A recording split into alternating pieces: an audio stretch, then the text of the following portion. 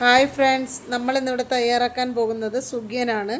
സുഗ്യൻ തയ്യാറാക്കുന്നതിന് വേണ്ടി ഒരു അച്ച് ശർക്കര എടുത്ത് നല്ലതുപോലെ ഉരുക്കി എടുത്തിട്ടുണ്ട്. അത് ഉരുകി വന്നപ്പോഴത്തേക്ക് കുറച്ച് തേങ്ങ ചേർത്ത് കൊടുത്തു.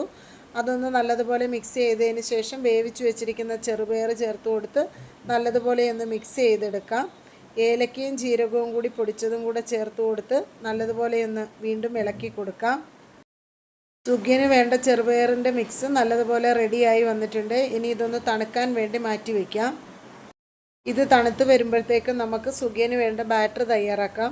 അതിനുവേണ്ടി 1 സ്പൂൺ അരിപ്പൊടിയും 2 സ്പൂൺ മൈദയും കൂടി ചേർത്ത് കൊടുക്കാം. അതിലേക്ക് ഒരു 1/4 ടീസ്പൂൺ ഉപ്പും കുറച്ച് മഞ്ഞൾപ്പൊടിയും കൂടെ ചേർത്ത് കൊടുത്ത് കുറച്ച് വെള്ളവും കൂടി ഒഴിച്ച് നല്ലതുപോലെ ഒന്ന് മിക്സ് ചെയ്തെടുക്കാം. ബാറ്റർ റെഡിയായി വന്നിട്ടുണ്ട്. ഇനി ഇത് മാറ്റി വയ്ക്കാം. എന്നിട്ട് തണുത്ത് വന്ന ചെറുപയറിൻ്റെ മിക്സ് ബോൾസ് ഷേപ്പിലാക്കിയെടുക്കാം.